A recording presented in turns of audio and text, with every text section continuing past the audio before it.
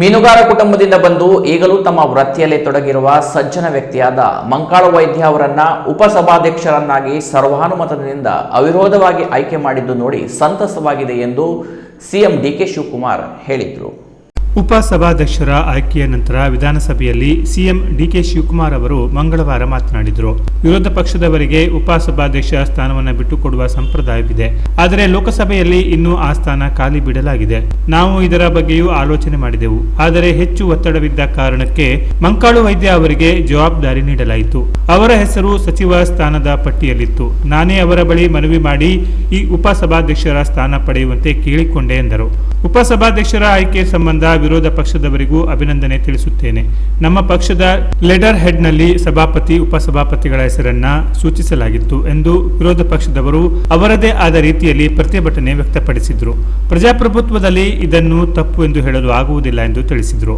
ಇದು ಅಪರೂಪದ ಸಂದರ್ಭ. ನನಗೆ ಆತ್ಮೀಯ ಮಿತ್ರರು, ಅವರ ನಡತೆ, ಕುಟುಂಬವನ್ನ ಬಹಳ ಹತ್ತಿರದಿಂದ ನೋಡಿದ್ದೇನೆ. ಅವರ ಪಯಣ ಬಹಳ ವಿಶೇಷವಾಗಿದೆ. ಪಕ್ಷೇತರ ಶಾಸಕರಾಗಿ ಆಯ್ಕೆಯಾದವರು. ನಂತರ ನಮ್ಮ ಪಕ್ಷದಿಂದ ಟಿಕೆಟ್ ನೀಡಲಾಯಿತು. ಬಂದರು. ಮೀನುಗಾರಿಕೆ ಸಚಿವರಾಗಿ 3 ವರ್ಷಗಳ ಕಾಲ ಉತ್ತಮವಾಗಿ ಕೆಲಸ ಮಾಡಿದವರು ಎಂದರು.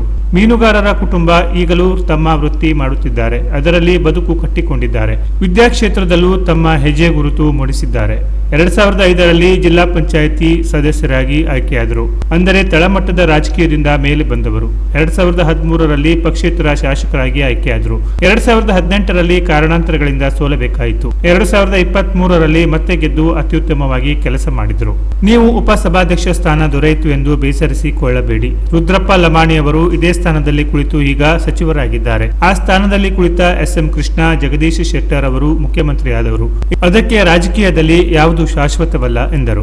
ಇನ್ನು ಸಿಎಂ ಮಾತಿನ ಮಧ್ಯೆ ಉಪಸಭಾಧ್ಯಕ್ಷರ ಆಯ್ಕೆ ಟೈಪಿಂಗ್ ತಪ್ಪಿನಿಂದ ಉಂಟಾಗಿದೆ ಎಂದು ಬಿಜೆಪಿಯ ಸುನಿಲ್ ಕುಮಾರ್ ಕೇಳಿದಾಗ, ಆಯಿತು, ನಿಮ್ಮ ಮಾತನ್ನ ಒಪ್ಪೋಣ. ಆದರೆ ನಾವೆಲ್ಲರೂ ಸೇರಿ ಅವರನ್ನು ಆ ಸ್ಥಾನದಿಂದ ಕುಳ್ಳಿರಿಸಿದ್ದೇವೆ.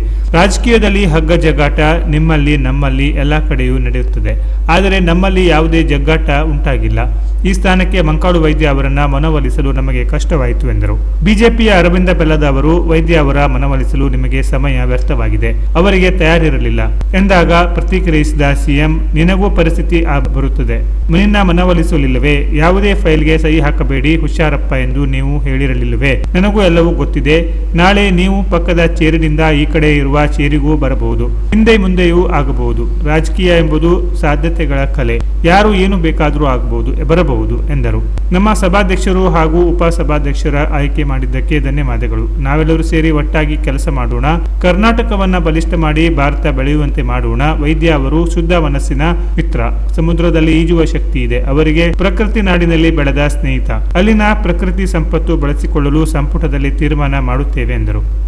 Canara plus news, Bhatkal.